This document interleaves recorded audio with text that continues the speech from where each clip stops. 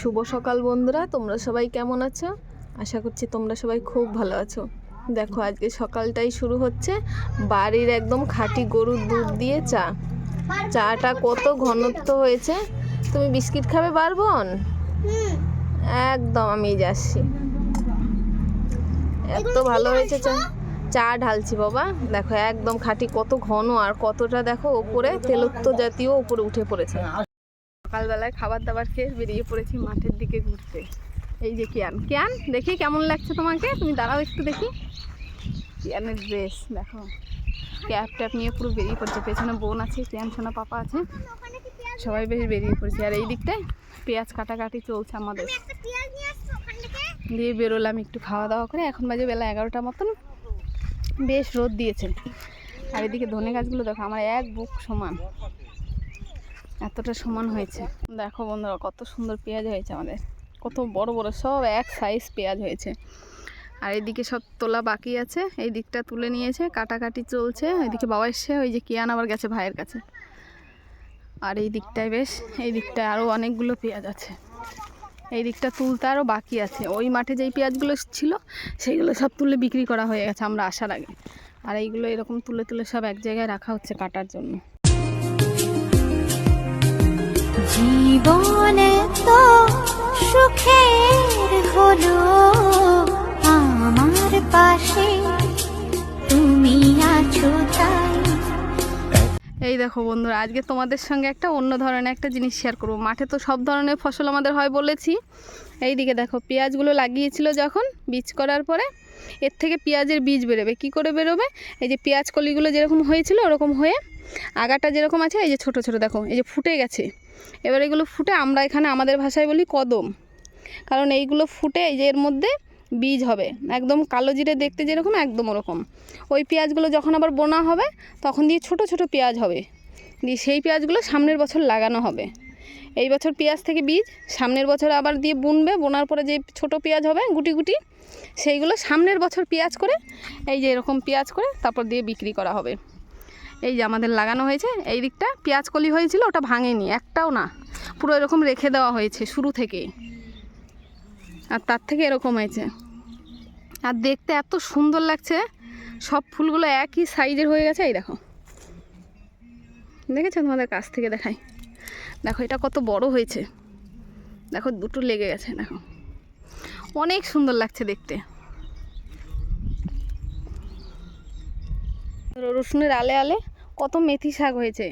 এইদিকে দেখো কত বথে শাক। আর আমরা 30 টাকা আটি করে এই বথে শাকগুলো কিনে কিনে খেয়েছি দুর্গাপুরে। আর আমাদের এমনিতেই জমিতে হয়, তুলেও ফেলে দেয়। দেখো আমাদের এখানে এখন শুধু রসুন দেখো বন্ধুরা, তোমাদের এখন যেটা শেয়ার করব শুধু একবার দেখবে। দেখো এত বড়, এটা হচ্ছে মূলো গাছ। দাঁড়িয়ে আছি একদম পুরো আমার সমান সমান। তো আমার হাইট হচ্ছে 5 ফিট 5 ইঞ্চি। তো সেই হাইটের মূলো গাছটা পুরো হয়েছে। এবার মূলোটা দেখাবো, শুধু মূলোটা দেখো। মূলোটা মানে এতটা নিচে, আর এই হয়েছে মূলো। এই দেখো মূলোর সাইজ দেখো। একটা মূলো আমি তুলে তারপর দিয়ে তোমাদের সঙ্গে আমি শেয়ার করব। এই দিকে আরও হয়েছে মূলো, কম করে 20 কেজি হবেই হবে, মানে এতটা বড়। আর দেখো পুরো ফেটে গেছে, এত বড়। ওই দিকে আরও একটা হয়েছে দেখো, দেখেছো? এগুলো সব এমনি দেশি মূলো ছিল, আমাদের এখানে লাগানো হয়েছিল। তারপর দিয়ে এরকম দেখো বড় বড় হয় এক একটা মূলো, পুরো ফেটে গেছে। কতগুলো শিকড় বেরিয়েছে নিচে। আর গাছটা শুধু একবার দেখো, এই দেখো মূলোটা শুধু একবার দেখো।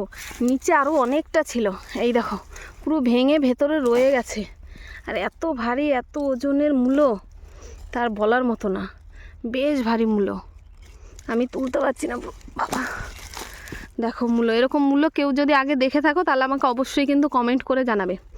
দেখো আমি মারছি হাতে। দেখো আরও নিচে এতটা ছিল। এই দেখো মাটির ভেতরটাতে দেখো পুরো ভেঙে গেছে। এই দেখো, দেখতে পাচ্ছ? এই দেখো মাটির ভেতরটা পুরো ভেঙে রয়ে গেছে। বিকেলবেলা দেখি এসে যদি তোলা যায় তাহলে তুলবো, কতটা নিচে আছে। ওরা মাঠে সর্ষে উঠে গেছে। এই যে আমাদের মোটর ঘর মাঠের মধ্যে, এটার মধ্যে আপাতত মোটর রাখা হয় না, মোটর বাড়ি থেকে চালানো হয়। সেই জন্য এখানে দেখো সর্ষে ফুল পাচ্ছি। আর সারা মাঠে কোথাও সেরকম সর্ষে ফুল নেই। ওই দূরে দেখতে পাচ্ছি, এবার অতটা দূরে তো যাওয়া সম্ভব না হেঁটে হেঁটে। এই দেখো কত সুন্দর হয়েছে সর্ষে ফুলগুলো আমাদের এখানে, দু ঝাঁকা হয়েছিল। এইদিকে আবার অনেকগুলো ছিল, বাবা আবার কেটে নিয়ে গেছে, পেকে গেছে। আর এদিকে দু ঝাঁপা এরকম হয়েছে, এগুলো আর কাটেনি, এগুলো এখনও পাকেও নি না, ওই জন্য। এইদিকের ধনেগুলো বেশ পেকে গেছে, এগুলো তাড়াতাড়ি করে উঠে যাবে। এই দেখো কেমন সুন্দর হয়েছে ধনেগুলো একদম। আর এই কাঁচা ধনেটা খেতে আমার হেভি লাগে, মাঠে এলেই একদম মুখ ভরে ভরে খাই। মাঠ থেকে সবার আগে চলে এসছে, ওর মাথায় ঢুকছে না এখানে মাঠের মধ্যে কেন আলু ফেলা আছে। এটা কালকে থেকেও বুঝতে পারছে না যে এখানে আলুগুলো লাগানো হয়েছিল, সেগুলো মাটির নিচ থেকে বেরোচ্ছে। কারো কথা শুনছে না, দেখো একা একা ব্যাগ নিয়ে বাড়ি থেকে চলে এসেছি। কী করেছো বাবা? আলুগুলো দিতে হবে বলে কালেক্ট করছি। আলুগুলো দিতে হবে বলে কালেক্ট করছো? হ্যাঁ, কালেক্ট করছো? ওরে বাহ, এত আলু কালেক্ট করে ফেলেছো মাঠ থেকে? হ্যাঁ, অনেক আলু ছিল। তাই? হ্যাঁ, দেখেছিলাম। তুমি উঁচু করতে পারবে? এইগুলো রাখা থাকে না বাবা, এখানে লাগানো হয়েছে, ওই জন্য এর মধ্যে যে প্রচুর আলু। এই যে গাছের গোড়ায় গোড়ায় একটু করেই মাটি সরালেই এই যে এরকম আলু দেখতে পাওয়া যাবে। কিন্তু ও ভাবছে আলুগুলো ফেলা আছে। এই যে নিতে পারবেন? আমি নিয়ে দেবো। ধরতে পারছি না। তাই? তাহলে আমি ধরবো? হ্যাঁ, চলো তুমি এক সাইডে ধরো, আমি এক সাইডে ধরছি, চলো। আমি এখানে আরো গর্ত আছে, এর মধ্যে খুললেই দেখো পাওয়া যায়। এরকম খোঁড়া হলেই পাওয়া যাচ্ছে? ফুটলেই পাওয়া যায়, খুললেই পাওয়া যায়। তাই? আচ্ছা চলো এবার চলো বাড়ি চলো, অনেক রোদ উঠে গেছে, দুপুর হয়ে গেছে, চলো আমরা বিকেলে আসবো, চলো। এখন স্নান করে আর করে রেডি হয়ে গেছি, এখন যাচ্ছি মামা বাড়িতে।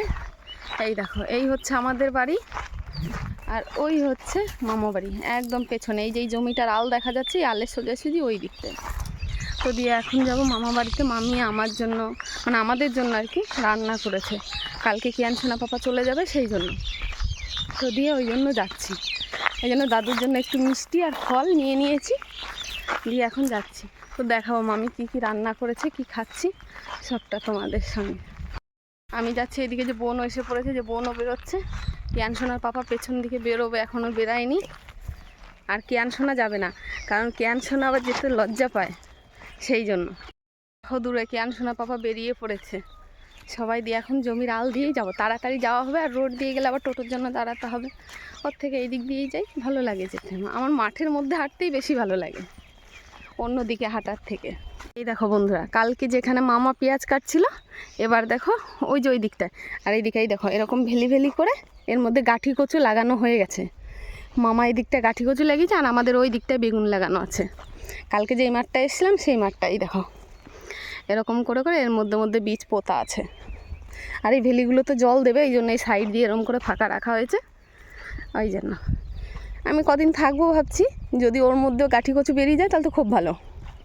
এইদিকে আরেকটা মামা বেশ লাগিয়ে দিয়েছে, এইদিকেও গাঠি কচু লাগানো হয়েছে।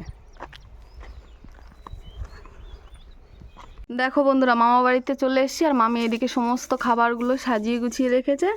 এদিকে দেখো ভাত করেছে, এদিকে বেগুন ভাজা, আর এদিকে গাজর আলু আর পেঁয়াজকলি ভাজা, এদিকে পুরো স্যালাড করেছে, এদিকে খাসির মাংস আর টমেটো দিয়ে মুসুর ডাল, আর এইদিকে করেছে মটর শাক ছোটো মাছ দিয়ে আলু দিয়ে, আর এইদিকে করেছে খয়রা মাছ উচ্ছে আলু দিয়ে, আর এইদিকে খাসির মাংস তো দেখিয়েছি, পাঁপড় চাটনি, এইগুলো সমস্ত খাবার করেছে। দিয়ে আমরা এখন সমস্ত খাবার এইদিকে খাবো। মামা বাড়িতে কত সুন্দর ফুল গাছ লাগিয়েছে, অনেক ফুল গাছ লাগিয়েছে, আর ফুলগুলো খুব সুন্দর হয়েছে।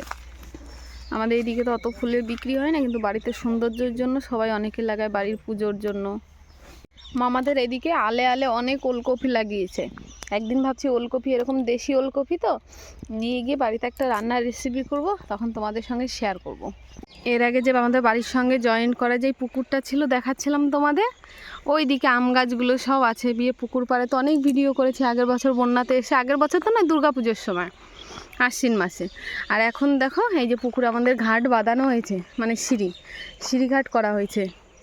আর পুকুরে বেশ অনেক মাছগুলো ছাড়া হয়েছে, জলগুলো কম হচ্ছে। আর পুকুরের জলটা পরিষ্কার করার জন্য চুন এনেছে বাড়িতে, চুন দিয়ে পরিষ্কার করবে জলটা। আর দেখো কত সুন্দর সিঁড়িঘাট করেছে, এখনও কাজ বাকি আছে, ওই জন্য এখানে পাথর, এদিকে পাথর সব ফেলা আছে। এর ওপরে আরেকটু কাজ বাকি আছে, সেইগুলো বেশ করবে। ঘাটটা হলে বেশ বন্যার সময় ভালো লাগবে, যখন আরও বেশি পুকুরে জল ভরাট থাকবে তখন এই সিঁড়ি দিয়ে আর স্নান করে তো আরও মজা হবে। দিয়ে বন্যা যখন হবে তখন দিয়ে বাড়িতে আসবে, এই পুকুরে স্নান করব। আমরা ছোটোবেলায় প্রচুর স্নান করেছি এই পুকুরের মধ্যে, আর খুব মজা করে স্নান করতাম। তখন তো এরকম ঘাটফাট ছিল না, বাঁশ ফেলে দেওয়া হতো বাঁশের ওপর দিয়ে, তখন খুব মজা করে স্নান করতাম, দারুণ লাগে। এখন বানাবে আমাদের পাটিসাপটা পিঠে, ওই জন্য এইদিকে যে চালের গুঁড়ো রাখা হয়েছে, আর বাড়ির গরুর দুধ আছে, কিন্তু এই যে আমুল পাউডার দুধটা দেবো একটু টেস্ট হওয়ার জন্য। এইদিকে একটু ক্ষীর বানাবো, ক্ষীরের জন্য কাজু আর কিশমিশ, আর এইদিকে আছে নারকেল, নারকেলটা কুড়িয়ে নেব। আর এইদিকে প্যাকেটের মধ্যে আছে গুড়, গুড়টাকে ওই জলে দিয়ে এখন লিকুইড বানিয়ে নেব। এই যে জল গরম করে নিয়েছে মা, দুটো দাও, আরেকটা দিতে, আরেকটা, একটা পুরো একটা দাও, আরেকটা দিয়ে দাও, তিনটে দিয়ে দিয়ে একটু বেশি করে করব। ওপরে লিকুইড যে ঘোলানোটা করব ওর মধ্যেও দেবো, আবার হচ্ছে ক্ষীরের মধ্যেও দেবো। এইদিকে চালের গুঁড়ো রাখা হয়েছে, এবার দিয়ে দেবো এর মধ্যে এই যে আমুল দুধের প্যাকেট, এই যে প্যাকেটগুলো থেকে সমস্ত দুধটা দেবো, যতগুলো প্যাকেট ছিল 5টা 6টা সব এর মধ্যে দিয়ে নেব। ক্ষীর করার জন্য এদিকে গুড় জাল করে নিয়েছি, এবার দিয়ে দেবো দুধ। এবার দিয়ে দুধ আর গুড়টা একসঙ্গে একটু ভালো করে জাল করব, তারপর দিয়ে এর মধ্যে নারকেল দেবো। এবার দুধ আর গুড় খুব সুন্দর করে জাল হয়ে গেছে, এবার দিয়ে দেবো এই যে কোরানো নারকেলগুলো। এবার দুধ, নারকেল আর গুড় একসঙ্গে খুব সুন্দর করে জাল হয়ে গেছে, আর আমি যে পিঠে করার জন্য যে ব্যাটারটা বানিয়ে রেখেছিলাম সে থেকে এই যে 1 হাতা মতন আমি এর মধ্যে দিয়ে দেবো। ওই যে চালের গুঁড়ো, দুধ, তারপরে আমুল দুধ সবটা ছিল সেইটা, এই যে, তাহলে এইটা একদম ঘন হয়ে যাবে। এবার দিয়ে ক্ষীর প্রায় হয়ে এসছে, এবার দিয়ে দেবো এই যে পরিমাণ মতন অল্প করে চিনি দেবো, যেহেতু গুড় দেওয়া আছে সেই জন্য।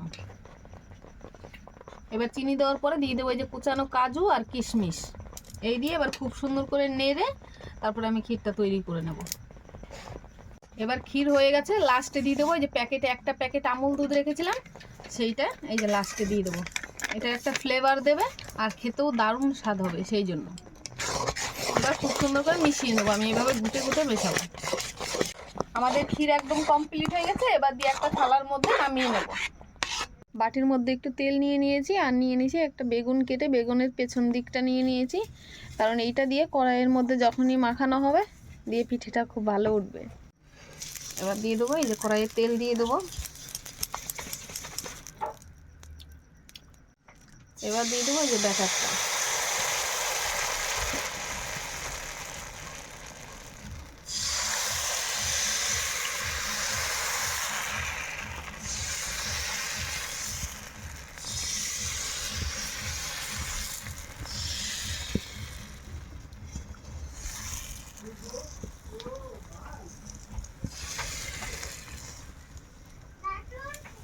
ব্যাটারটা এরকম ঘুরিয়ে ঘুরিয়ে নিতে হবে চারোদিকে, যাতে সব জায়গায় খুব সুন্দর করে সেট হয়, তার জন্য।